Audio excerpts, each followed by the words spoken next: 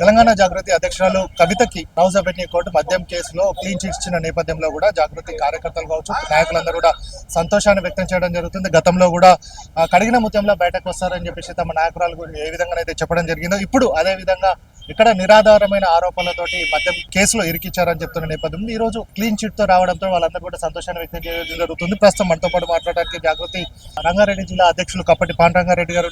Sir చెప్పండి, మీ నాయకురాలు గతంలో ఏ విధంగానైతే చెప్పడం జరిగిందో, అంటే ఇదంతా కూడా నిరాధారమైన ఆరోపణలు చెప్పడం జరిగింది, ఈ రోజు కూడా క్లీన్ చిట్ వచ్చిన నేపథ్యంలో ఏ విధంగా అనిపిస్తుంది మీకు?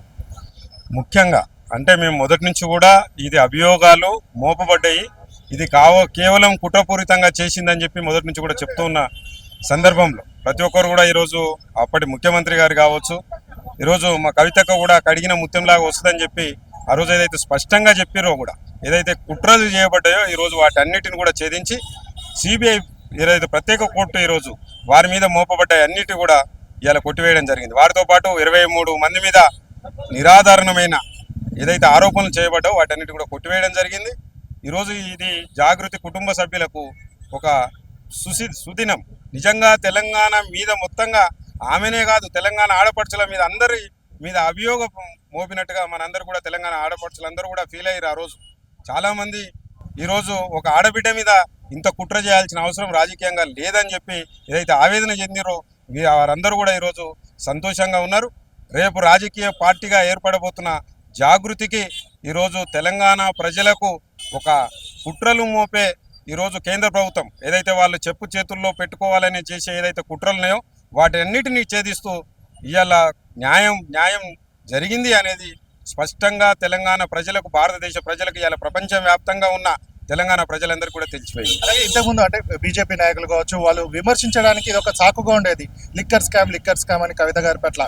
సో ఇప్పుడు క్లీన్ చిట్ వచ్చిన నేపథ్యంలో మీరు ప్రజల దగ్గరికి వెళ్ళినప్పుడు ఇంకా ఎట్లా ఉండబోతుంది అన్నట్టు, ఇది ఆరోపణలు అన్నిటి కూడా ఏదైతే తొలగించబడ్డాయి కాబట్టి స్పష్టంగా ఏదైతే మాకు ఒక చిన్న వెల్తి ఈ అభియోగం అనే దాని మీద మాకు కొంచెం ఇబ్బందికరమైన పరిస్థితులు ఏదైతే కేంద్రం కల్పించబడ్డదో వాళ్ళు దాన్ని సాకుగా తీసుకొని ఈరోజు తెలంగాణ మొత్తానికి మీద అపవాదు మోపే పరిస్థితిని వాళ్ళు చేసిన ఏదైతే కుట్ర ఉందో ఈరోజు అది పటాపంచలైన సందర్భంలో రేపు మేము ప్రజల వద్దకు క్లీన్ చిట్ ఈరోజు ప్రతి ఒక్కరు కూడా ఆడబిడ్డలందరూ కూడా గర్వంగా ఫీల్ అవుతున్న సందర్భం.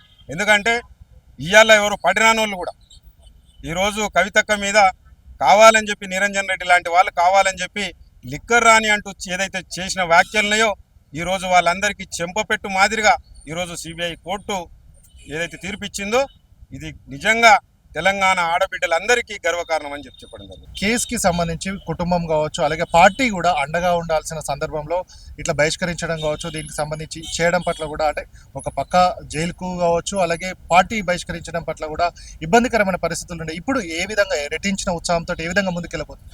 తప్పకుండా ఏదైతే నిజానికి ఇతర పార్టీలు చేసిన కుట్రలో భాగంగా బీఆర్ఎస్ కూడా అండగా నిలవాల్సిన పరిస్థితులలో వాళ్ళు కావాలని చెప్పి ఒత్తిడి తీసుకొచ్చి కేసీఆర్ గారి మీద కావాలని చెప్పి ఆ రోజు కవిత గారిని బహిష్కరించడం నిజంగా ఇవాళ బీఆర్ఎస్ చేసుకున్న దౌర్భాగ్య పరిస్థితి. ఇవాళ ప్రజల్లో మేము రెట్టింపు ఉత్సాహంతో ఇవాళ జాగృతి అనే సంస్థ కవితక్క గారి ఆధ్వర్యంలో మేము ప్రతి గడపకు ప్రతి ఇంటికి తప్పకుండా తెలంగాణ ప్రజలు ఏదైతే తెలంగాణ రాష్ట్రాన్ని పోరాడి సాధించుకున్నారో ఖచ్చితంగా తెలంగాణ ప్రజలు ఊహించిన బంగారు తెలంగాణ కవితక్క నాయకత్వంలో మళ్ళీ మేమందరం తెచ్చుకుంటామని చెప్పి ఈ గర్వంగా చెప్తున్న సందర్భం ఇది.